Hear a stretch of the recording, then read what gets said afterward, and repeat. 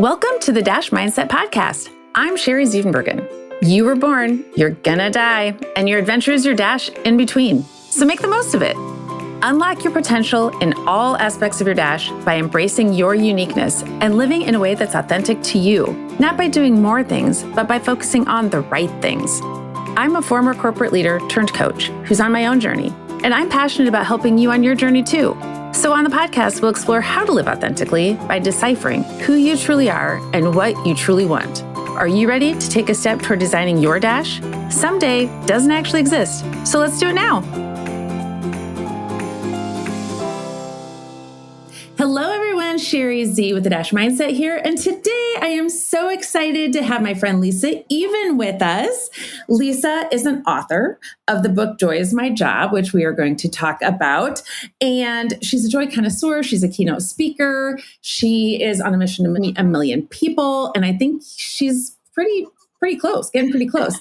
And she is just an amazing human. And you're going to have so much fun hearing her story today and all of the wisdom and just joy she's going to spew. So Lisa, welcome. Thank you so much for being here. Yes, thank you. I'm so excited. I always laugh. Our conversations are so fun. So I couldn't wait to do this one in front of everyone. Me too. I'm so excited. And I told Lisa, everyone, that I am going to try not to get too derailed, but that's hard for me anyway. And then especially with Lisa, because I want to talk about all the things. So it happens. Okay. So Lisa, tell us a little bit about your story or a lot about your story. Just tell us your story. Yeah, my story. I always laugh because you always have that moment of like, well, once upon a time, right? You go all the way back to the beginning. You can start there if you want. I mean, it might be a long episode, but yeah, we don't have all day. But no, my story is that I grew up in healthcare in the project management and space. And I had a senior leader say, I think you're a people leader. And so I jumped over and did people leadership, people management, and I loved it. I had a team of about 105 locations. And, the employees or the team members that are kind of like, I'm not doing it. They don't get their stuff done. They're late. Like any employee problem that you would have, those were kind of my favorite humans to get to know, because I just always wanted to be like, can I try on your glasses? Like, I just want to see what you see. Like, why aren't we doing it? And so over a number of years of leading teams, I was like, gosh, this is my favorite. And then we ended up moving back to Iowa from Milwaukee. We were up there for about 10 years. And that's when I decided to go out, and I thought I was going to teach people how to lead people in healthcare. But then the pandemic happened, 3 months after we moved to Iowa. So that was great. It was like so great. Healthcare is kind of busy. And so I actually made the pivot and have been in 30 plus industries. And I do keynote speaking along with some workshops. And it's so much fun. So that's a little bit of my background. And I love music, food, and travel. Oh my gosh. Yeah, we could talk about travel too. Yeah. Okay. So yeah, we have so much. Okay. So can you tell me a little bit? I think this is a question I don't know the answer to yet. Oh. How did you get into healthcare to begin with? What led you down that path initially? I joined the workforce in the recession of 2008, and it was the only job available. Isn't this just wild that literally I remember thinking like, oh my goodness, who is going to hire me? And I knew I was going to do a graduate program nights and weekends. So I thought, perfect.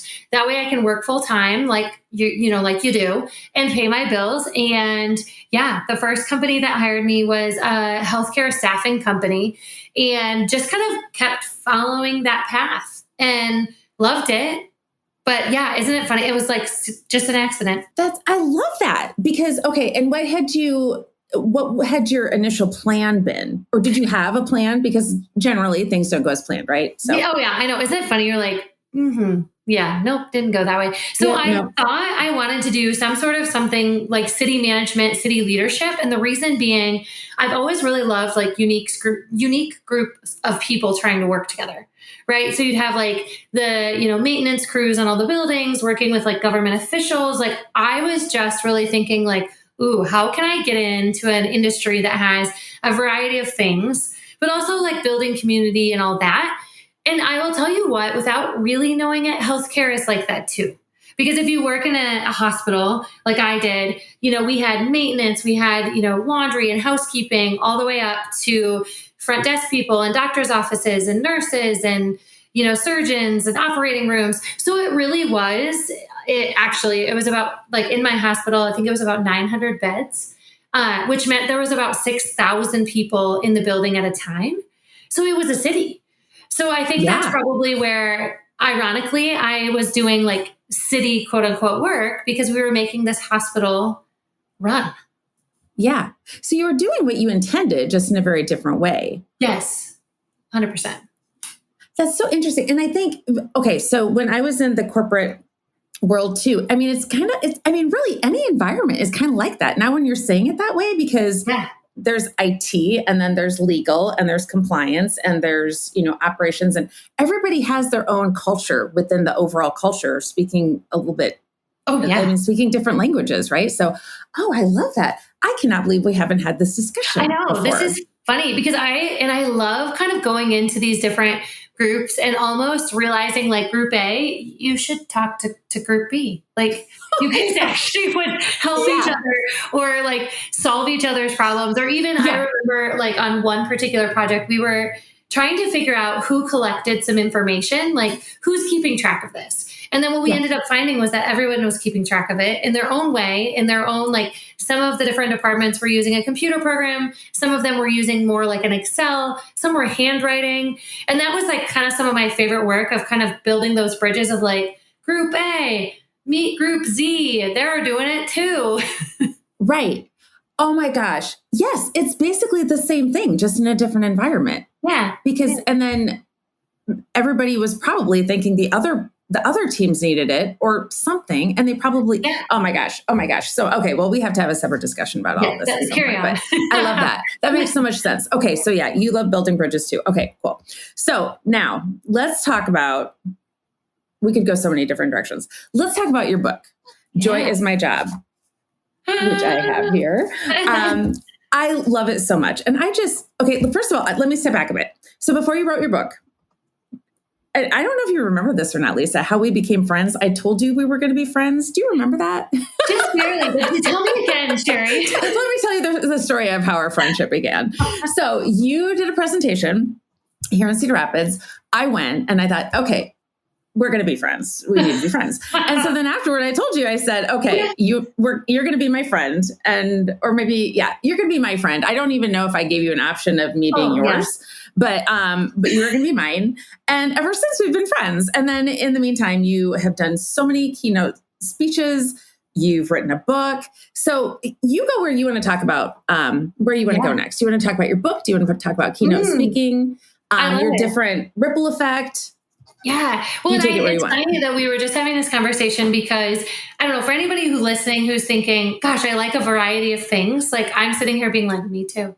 And so when I went to go start a business, I decided, okay, I'm going to really focus on the things that I like. And I don't quite know how they're going to fit together yet, but I'm just going to do a little bit of this and a little bit of that. And hopefully kind of like a meal, right? Like, it'll make like nice pairings with one another. Mm-hmm. And it wasn't until recently until I figured out how the heck these things actually fit. And so my overarching tagline is, you happen to the world, not the other way around. And what it really means is that things are going to come into your orbit. Things are going to come into your life. There are going to be situations and circumstances that you just go, what? Like, what? And when I think about that and what I want to happen to, it's really, I want to make my work life as awesome as it can possibly be. And so in healthcare, my tagline for my team, which at the time I wouldn't have said was a tagline, it was just like what I said, was that like, dear team, we need to have good ripple effect. Like, if we are not having good ripple effect, like, who will? And everything you say and do is a ripple, happy or crappy, your choice. Mm-hmm. And so it was a really great way to communicate back and forth to each other. You'd have team members that would kind of look at each other and be like, okay, is that good ripple effect? Come on now. Right? It was a way of kind of getting people back in order, but it was also a way of saying, like, this is how we approach our team. And so there was that, right? And I started doing some keynote speaking around that. But meanwhile, my husband and I were kind of throwing up the flag in our personal lives saying, we may be a little overscheduled.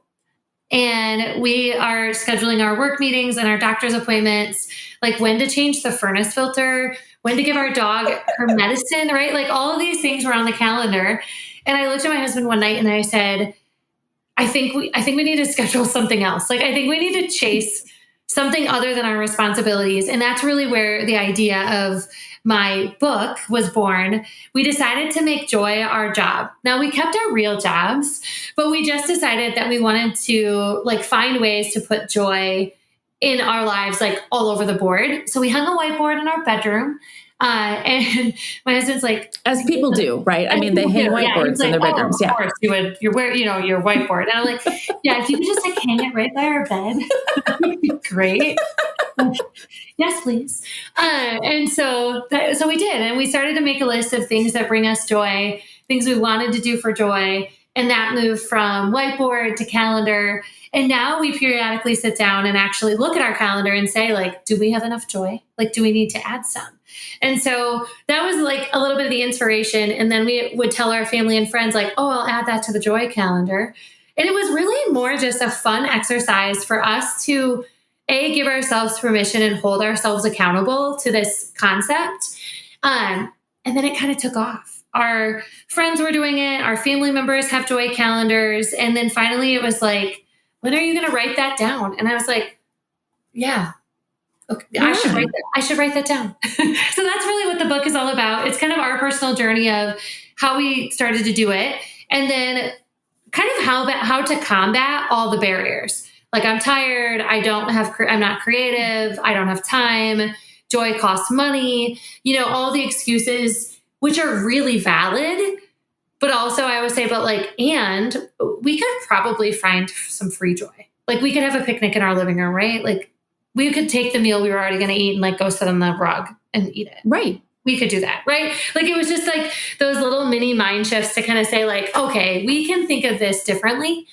So there are some stories and strategies on how to create joy and some fun ways to get started. So that's me. And I do the joy in my work life. I do it in my home life, and I keynote speak about it. And I often say, like, there's a concept called crappy to happy. Like, we do a lot of unglamorous things in our lives. And so that crappy stuff, like, we could still make that a little bit happy, right? Right. So I feel like it's been a journey. It's such an amazing thing. If you're not doing it, do it.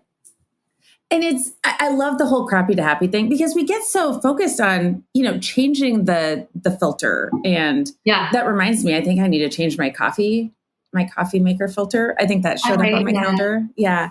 But so these are important things, but we generally just kind of shove in the joy when we can, because we think, well, yeah. And then we don't get to it because we deem it, we don't necessarily deem it unimportant. We deem it less important than changing the filter. And then we just don't do it because we're too tired, but we're probably too tired because we don't have enough joy and yada, yada, yada. All of it. Yeah. 100%. And a lot of it, I would say, is like desire, permission, and belief.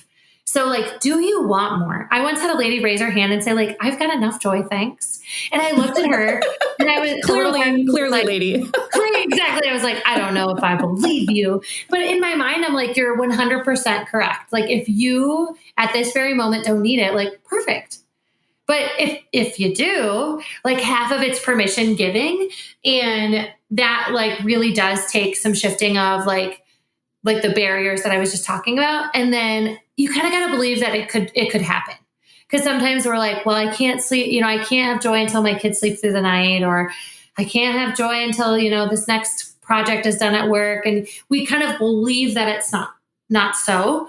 And I'm like, ooh, but you could say, like, I've got a really big project at work. I'm going to take 5 minutes because I need it. Yeah. Oh, that's so good. Yeah. We always feel like, well, I will when. Kind of like happiness. Oh, I'll be happy when this project is over. Yeah. I'll be happy when.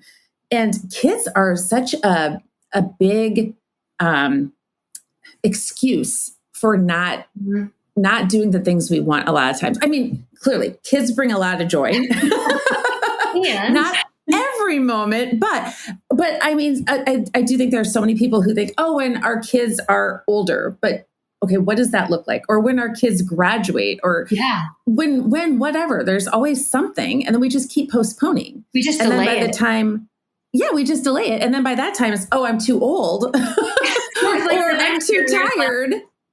Yeah. Right. So, okay. So can you tell me, when you were talking about the crappy to happy, can you tell us about how you sort socks with your kids? Because I try to remind myself of that every time we sort socks.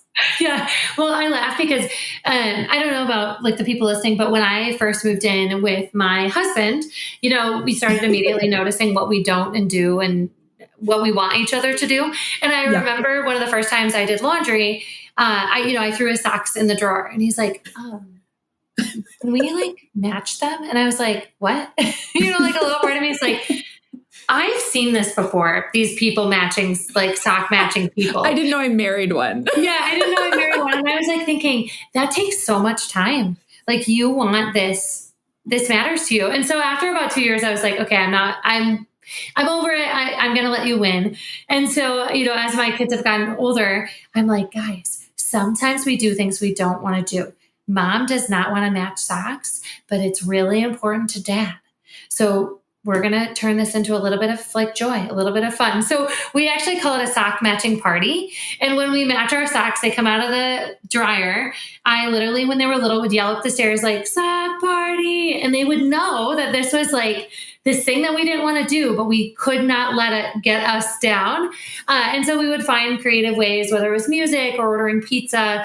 I would even throw the socks over the banister and make it snow. And just kind of adding like a little, I call it like a little zhuzh to the moment. And it works in corporate, like with Excel spreadsheets and reports and phone calls and budgets and all the things. It's like, what are you doing either before, during, or after to take that crappy and make it a little bit happy? And I'll never forget, we took our kids. We have some natural disasters, like they kind of tend to like follow us. And so, read the book, you'll hear more. But we were down in St. Louis and we were staying there overnight for a couple of nights. And my husband comes in early in the morning. He had gotten up to do a little work on his computer and he wakes me up and he's like, I don't know how, but our apartment is flooding. And I'm like, what? Our apartment's on like the 6th floor of this old warehouse. Like, how is it flooding? We're pretty sure a pipe burst in the hallway. But we were getting like inches of water in this kind of good sized apartment. And so he had one meeting to take. So he stayed at the wet apartment and just kind of sat on top of like table and, was like, don't put your feet down because you're going to get wet. And then I was like, okay, I'm going to take the kids. We're going to get coffee. And then there was kind of a cool hotel that I thought, we'll just go sit in the lobby of a hotel. Like, why not? And I will never forget, I was like slightly in panic mode of like, what if Airbnb won't give us our money back? And like, do they help you figure out where to go if you have like a problem with your current Airbnb? We hadn't really run into this. And I overhear my son saying to my daughter, Elena, joy is our job. We, we gotta like be fine right now. And I was like, okay, maybe this is a good coping skill for future too. Like unintended consequence of this idea. Oh, I love that. I love that he said that. Isn't that the most rewarding thing ever when your kid says something that you've said and really just thought they had no interest in at all? Didn't even hear you. Didn't even face them, right? Yeah. Oh, I love that. Of course, productive. Like this is what we're going for. Yes, doing your job. But you don't want to get too excited because then he's going to be like, no, mom, that you've gone too far. This is true. Okay, so I love in the book how you give so many just simple examples of, you can just have a picnic in your living room. Or I love when in the book too, you talk about, well, I think you talk about this in the book. I'm trying to think now because I've heard you tell the story a couple times, but excuse me, I'm pretty sure you do. You talk about when you had a fire, and I don't want to ruin anything for anybody, but you had a fire, so I won't get into the details. But then you had to stay somewhere else, obviously. Yeah. And you just camped in the living room with your kids, and they thought it was the best thing ever. Yeah. And you do share that in the book, right? You do talk about that in the book, right? Okay. Yeah. In the book, I talk about, we had a house fire due to lightning, and we ended up having, like Sherry said, to move to a temporary housing, an apartment down the street. And we rented a little bit of furniture because there are companies that do this and you learn about it when you need them. And so literally like we got possession of the apartment like 2 days after the fire. And we ended up camping out in this apartment for, a good 3-4 months. And at the time, our kids thought it was the best thing ever because they could run all over. They were, we were bowling in the living room and doing all sorts of things that you can't really do in a nicely furnished regular home. And I remember thinking like, oh, this is another version of joy. Like we're having joy in a different way in a circumstance that was not ideal. And oftentimes we look at our lives and we think, well, this is not the right circumstance. And I'm like, well, but what if we do it anyway? And it's easy to say, oh, this happened to me. Yes. Life sucks. And this isn't the right time to bring any joy into it, right? Yeah. I mean, clearly there are times when maybe it's not particularly appropriate to laugh or anything like that. But when things are kind of sucky, it's okay to laugh and have some joy. It doesn't mean that you are dismissing the significance of it or, it's a bad thing. You had a house fire. That sucks, right? Yeah. But you can still camp and have fun. 100%.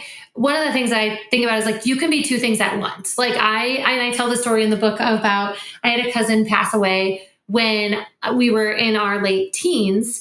And, for the longest time, I would just like burst into tears whenever I thought of her. And now I like think of her and I like kind of want to burst into tears a little bit, but I also think about like what an amazing soul she was. And I can be like extremely proud and happy and laugh about like all of the things that we used to do as like little kids. And so it's kind of like that perspective shift of like, I can be two things at once. Yeah. And that's not a problem. And so I can be really busy and stressed and still have a little bit of joy. Or I have a good friend who I talk about in the book as well, who went through breast cancer at a really young age. And she had just had a baby, all the things. And we were simultaneously talking about the joy that she was creating, even while she was going through chemo. And how does that look? And she's like, well, joy looks a little different these days. And I'm like, yes. Yeah. I can just imagine that your joy looks a little bit different. But she was like, that's really what was getting me through. Like I needed that joy to like persevere and kind of get through it. And so anybody who says that joy is like a fluffy topic, I'm like, let's talk, because I think it's actually a really difficult and also awesome thing to go after in your life. Have you ever had anyone respond with, well, that's just selfish? Oh, no, but I would love that if I did. And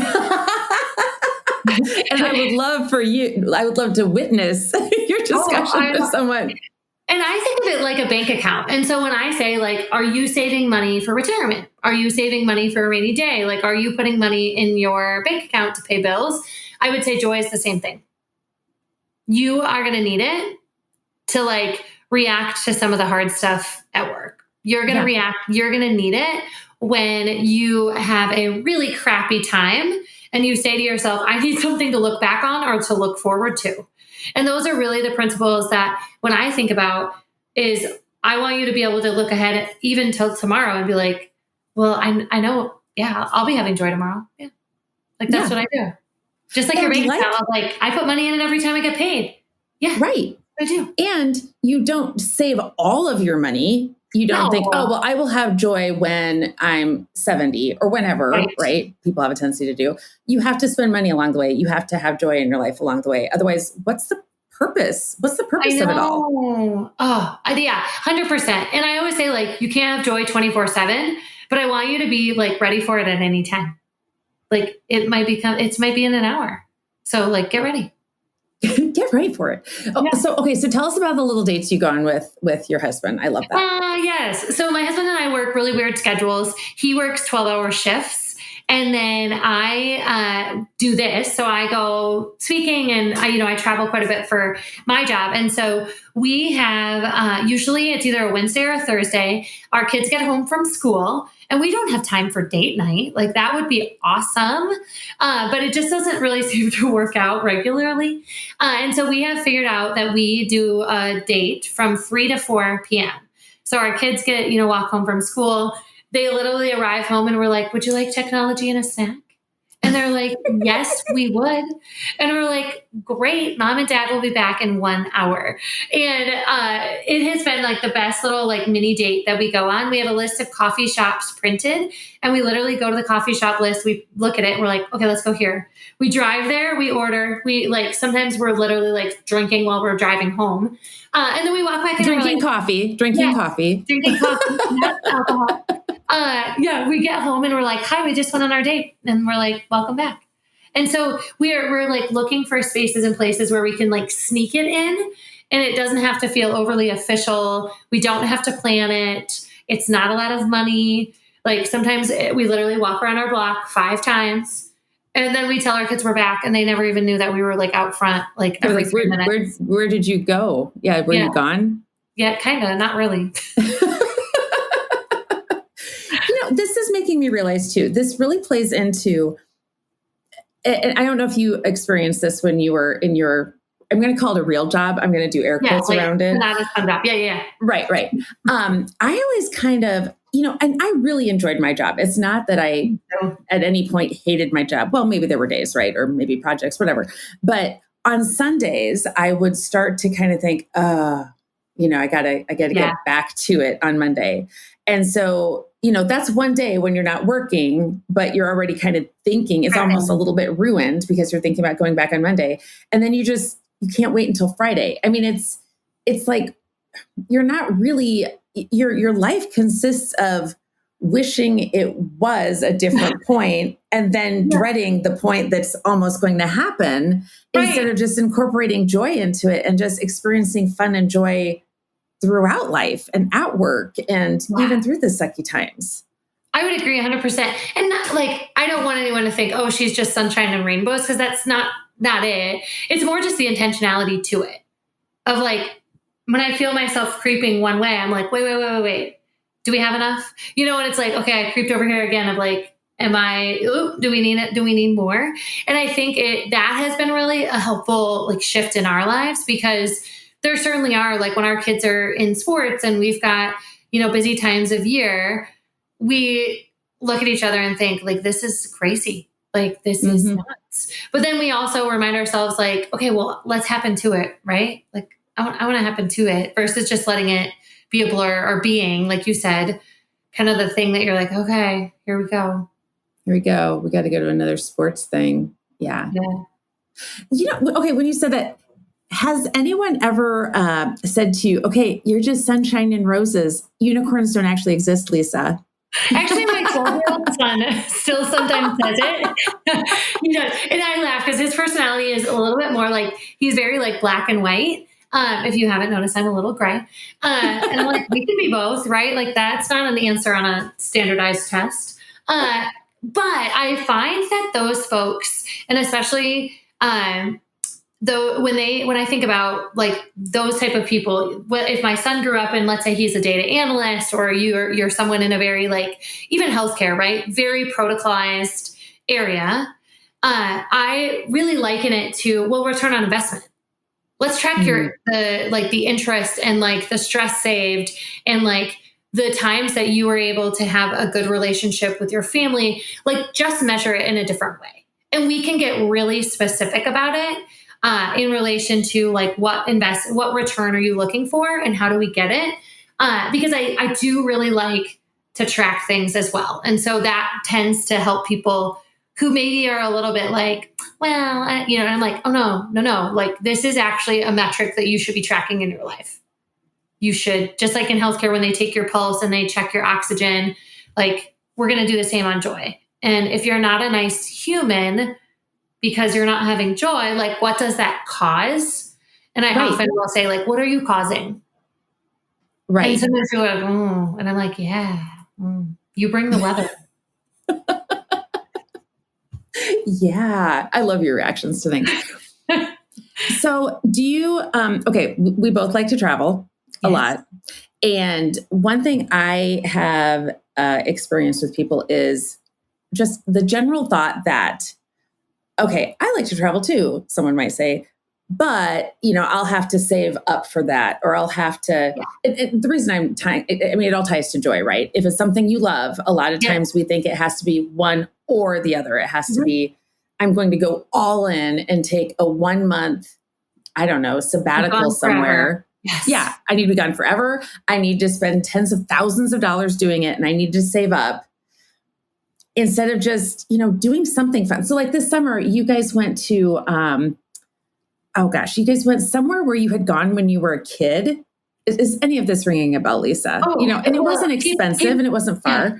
We, places that we have gone with our kids, similar to that, like we went to Spook Cave, which is like a little cave not far from like where I grew up. And so I often say like, we're looking for like activities that we can do near, far, cheap, to like, every once in a while you do like a nicer thing. And so oftentimes we are tying things together of like being a tourist in your town. So if you live in a town and you've got like, something that, oh yeah, people always go to that when they're here. I'm like, do you go to that when you're here? And they're like, no.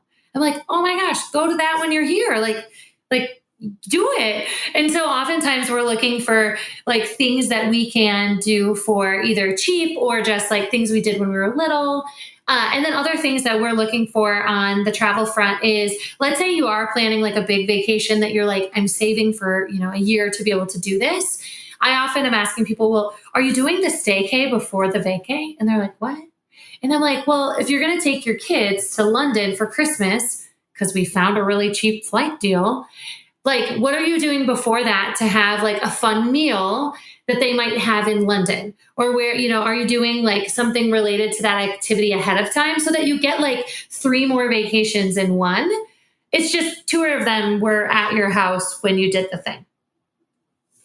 That is such a great idea. And you know what? It's so funny how it seems like, yeah, duh. Right. But those are the things we generally don't incorporate into life because they're so simple and so apparent that we just don't. We're so busy planning the trip. Oh my gosh. I wish I had shared or had this conversation with you like, I don't know, several years ago, probably. Yeah. I love that so much. Okay. So what do you want to tell us about your book overall, besides the fact that people should buy it? And it's called Joy is My Job. And it's okay. I'm gonna ask you a question and then I'm gonna interrupt you. Okay, so that's what's happening right now. I love you have pictures throughout it. You have all of these ideas for kids. A lot of the things you share are just they have the simplicity of the ideas you've shared already, like having a staycation. And I love that you have like little like names for things. It's not just you should before a vacation have a meal. That you'll have on the vacation. You call it a thing, right?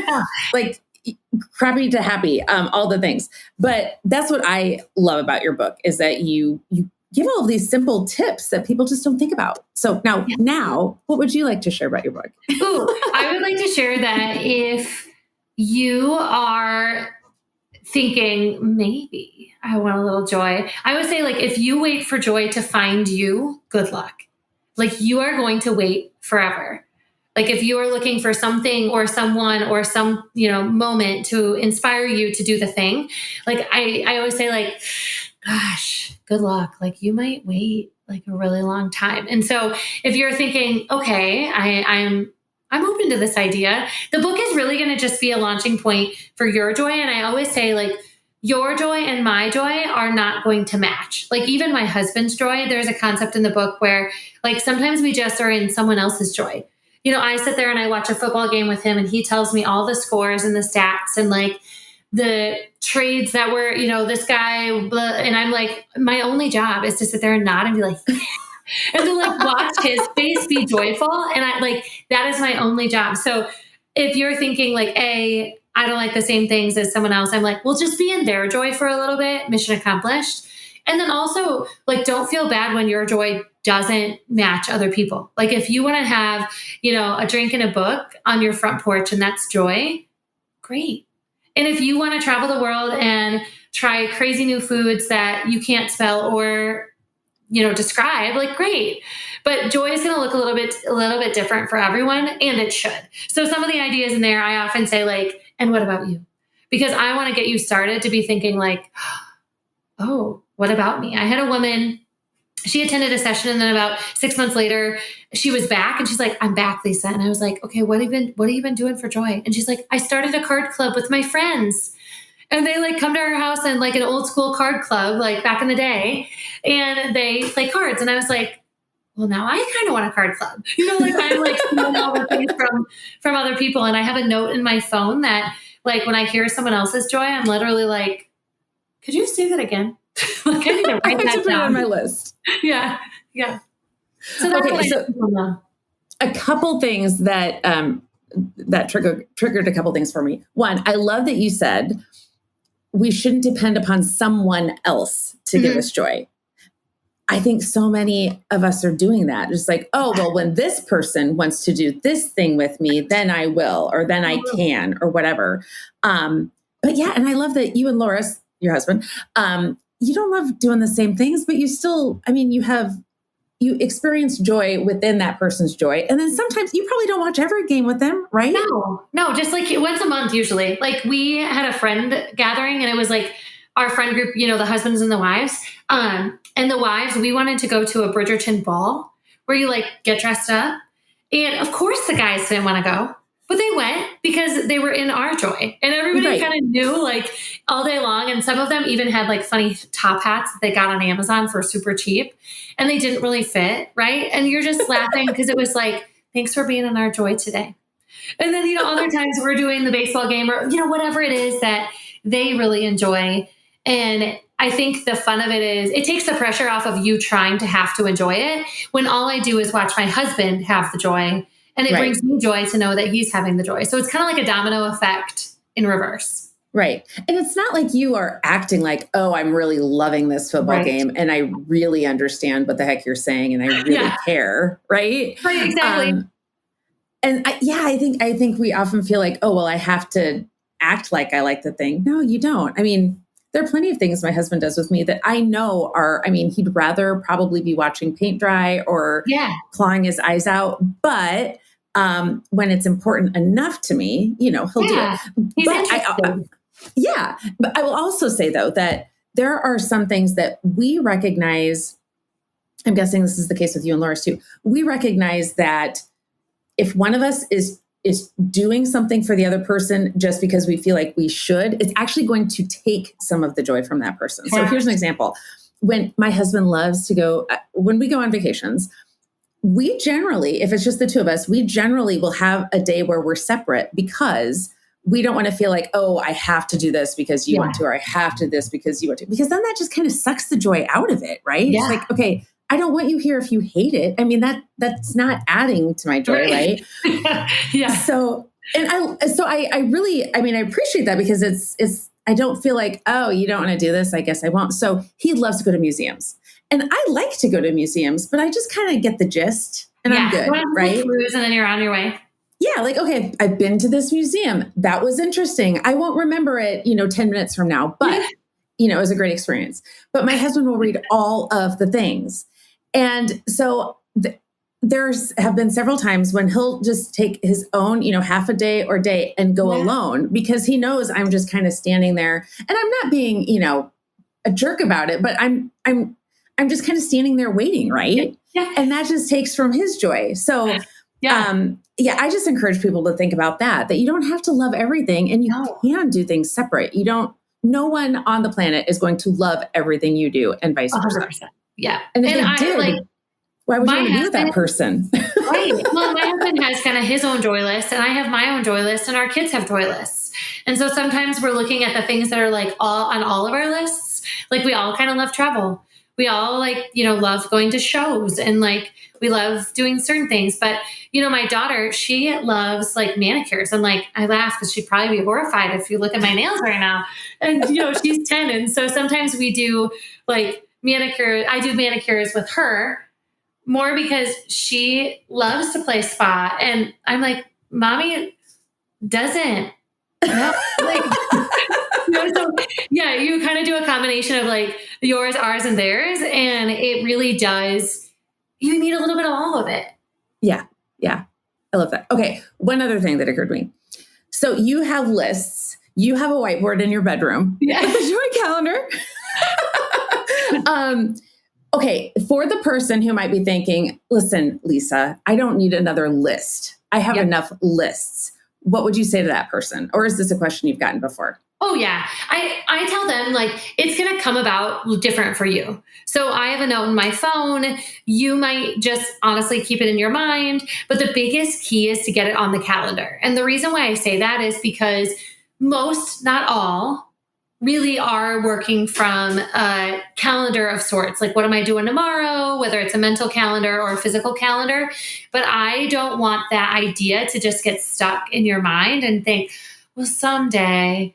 I'm like, what makes sense for you? So I've got people that do things on their phone. I've got people that do paper. I've got people that do like a little whiteboard actually magneted on their fridge. One friend, they actually painted their part of their garage, like the wall, and their joy list is literally chalkboard paint in their garage. And the reason why is because then they see it every time they come in the house. So I always say, like, I don't know that I have the solution for you, but I've certainly got ideas. And if any of those ways work for you to get from point A to point B, mission accomplished. That's what we're after, is like, are you having more joy? And are you like putting it on the calendar and intentionally saying like, well, we don't have any joy scheduled this month, so we better, make really fun cocktails, or we better like do the fun activity because we got to get some credit here. Yeah. So not everybody needs a whiteboard in the room. Not everybody needs to have a list. It's not. It would be cool, but yeah, exactly. Yeah. Probably not. Yeah. And so something that I've run across with a lot of people is I think people get stuck on the how. I mean, we all do, right? It's like, I want to take this trip at some point, but I don't know how to get to Vietnam, or I don't know how, whatever it is. Yeah. And I think that's the case with a lot of things in life. We don't know how. So, okay. So my husband at one point during my career said, I should be a coach. And I remember my response to him being, how would I do that? And then I just carried on with life, right? So I think that's the case with a lot of things when it's like, I want to go to Vietnam, or I want to go to, I don't know, Arizona, whatever, but we get stuck in that we don't know how. But just putting it on the wall in your garage or on your phone or something at least reminds you, wait. So how would you encourage people to take steps? I mean, okay, they're not going to Vietnam tomorrow, probably, but, or wherever they want to go. Exactly. But what steps would you encourage people to take to just, move toward it? Yeah. Well, the first thing I usually say is the list. Like, if you can start to create a list, and I give some ideas in the book on like, what did you used to do? Like, when I think about myself before kids, I'm like, I was so fun. So fun. And so I think back to like, okay, well, like, how was I fun? And what things did we used to do? My parents, I used to ask my dad, I'm like, what did you guys used to do for fun? My dad used to love roller skating. And I was like, what? And he's like, I probably couldn't roller skate now, but, in my mind, I'm thinking like, there's got to be a roller skating competition somewhere that we could go see, right? Like, how can you look back, whether it's like maybe something that, your mom cooked for you when you were little, or a favorite treat or a snack. I always say, like, look for the things that you used to do. And then I always say, pair a lot of that with what you're doing now, whether it's meal times or themes or just celebrations, things that you can kind of like bring it back of like, hey, we're bringing that back. Those are really easy ways to start. And then I do give some joy challenges in the book of like, that really kind of hit those barriers of like, we do not have time. We do not have time, and we're not getting extra time, my friends. So if I gave you 1 hour of joy, and if you're sitting there thinking, Lisa, I don't have an hour, then I'm going to tell you 30 minutes. Like, if you could set 30 minutes of joy, what would that look like? And the first couple of times you do it, it's awkward, right? The first, like, we took our kids to a movie because we thought it was going to be so great. Well, our kids were little and they were throwing popcorn and rolling around on the floor. Disgusting, right? Like, ugh. And then, it was like, we got out of the theater and I look at my husband, I'm like, that was not joyful. We can't count that on our joy calendar. Like, yeah, it will be a little bit messy. And the one other tip I'll say is like, start talking about it. Because if you start talking to other people of like, hey, I ran into this crazy lady and she does this thing and I'm trying to do the thing. Like, all of a sudden people start teaming up with, like, oh, well, we should get coffee next week, or, we should go on a walk, or we should do this thing together, because if you say it, other people can then like respond back of like, oh, me too. Like now that I have a Joy calendar, people are like, well, I want one. I'm like, yeah. And so you should. And it doesn't mean they have to go out and buy this gigantic calendar. It's just adding, No. coffee with a friend or, Yes. I don't know, like a piece of paper matching or like socks. a phone note is like really all you need to like just dump your idea somewhere. I love that your dad used to go roller skating, and it reminded me last year we took our boys roller skating, and there was this guy, I don't know how old he was, in his 70s or 80s, and he was out there he had the pads on the knee and he had a helmet on, and it was just he was having the time of his life. It was fantastic, and apparently he does this every week, and I think it's so cool. Okay, so we're running out of time as we do, Lisa, but what's one thing you would tell the younger Lisa if you could go back and say, okay, based on everything I know now, what would I tell younger Lisa? I would tell her to, and I kind of do this now, but I think I would go back and tell myself to live in the lab. Like I'm like a mad scientist, like trying new things, seeing what works, seeing what doesn't. And I would say when you try something and it doesn't work, to not like, well, sad. Like I try all sorts of things in my business, in my home life, like even the Joy calendar, it could have been a complete fail, but it ended up being like a book. And someday, like I have all of these dreams to like take it on the road and do like all of these, amazing things like Joy apps and what have you. And so I think I would go back and tell her to be a little bit braver sooner.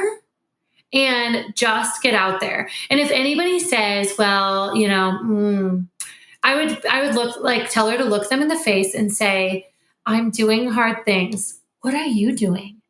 And walk away. Because I think we get so worried of like, what are people going to think? And what do I say when they do say it? I'm still waiting for someone to say like, your book isn't great. And I'm literally going to turn to them and say, I'm doing hard things. What are you doing? Because anybody who's doing any sort of that, like they will get it and they will cheer you on. And if someone does say your book isn't that great, that person probably hasn't written a book. They probably need a little joy. Yeah. Probably need a little joy. We're so concerned about what other people think when nobody else is thinking about us. I mean, really.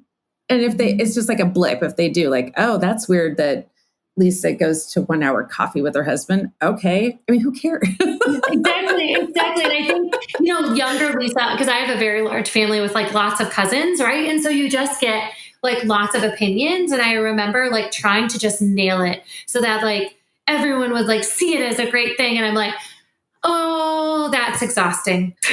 Yeah. Yeah. And did it really have a huge impact on your life that not everyone agreed with everything you were doing? No.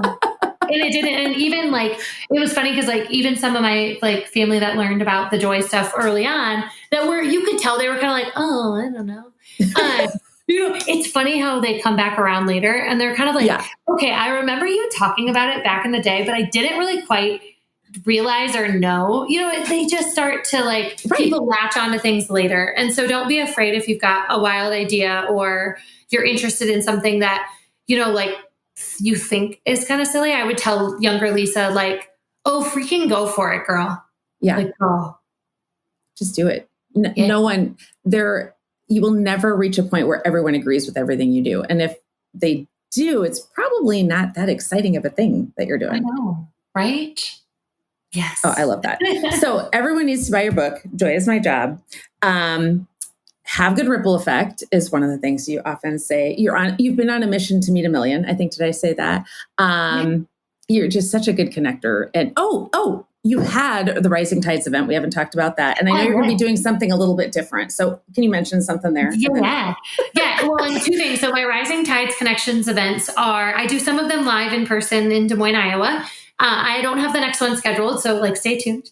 And then I also do those in schools where we get to like take a piece of that experience. And I do a lot of like teaching students how to network and how to have good conversations, because as soon as you say your elevator pitch, like then you're like, oh, now what? So I teach them how to have good conversations. So there's that. And then I have a podcast called Have Good Ripple Effect. So check that out. And then you can always like find me on social, Instagram, Facebook, LinkedIn. and my website, lisaeven.com. Oh, I love it. I love it. And you're so full of joy. I mean, every time I just get so energized. People will probably be, I'm wondering if anyone will actually be sick to their stomach. Like they've eaten like a bucket of candy after listening to the two. Yeah, right. I hope so. We don't believe in unicorns. It's fine. I get upset sometimes. You get upset sometimes, right? Oh, 100%. But I've learned that amount of time that I spend being upset, like I'm learning how to be like, okay, get over it. Like life goes on. Like you happen to the world. Let's go. So I think it's like that skill of, being able to be resilient more quickly. Right. And still being human. Yeah. Yeah. Okay. So those are all the places we can find you. What else? Is there anything that I didn't mention? No. That I should have. Anything else that you want to talk about that you need to talk about? You happen to the world, not the other way around. So get out there and good luck. Yay. Thank you so much for being here, Lisa. I feel a little spoiled right now because I saw you last week, like in real life. And again this week. So I feel like we should schedule something for next week so I don't have like withdrawal or something. Okay, let's get the party going. Thanks, Sherry. Thank you so much, Lisa, for being here. Thank you, everyone, for listening. You need to follow Lisa on all the things. Buy her book, hire her for keynote speaking, whatever you need. She's going to bring the joy. So thank you, everyone, for being here. Thank you, Lisa. Thanks so much for listening to the Dash Mindset Podcast. If you enjoyed this podcast, please subscribe on your favorite podcast player, tell your friends, and leave us a review. Follow me on my social media platforms highlighted in the show notes, and get in touch with me at thedashmindset.com. Share the topics you'd like me to explore in future episodes. Thanks again for listening to the Dash Mindset Podcast. We'll see you next time. Design and differentiate your dash your way and make today amazing.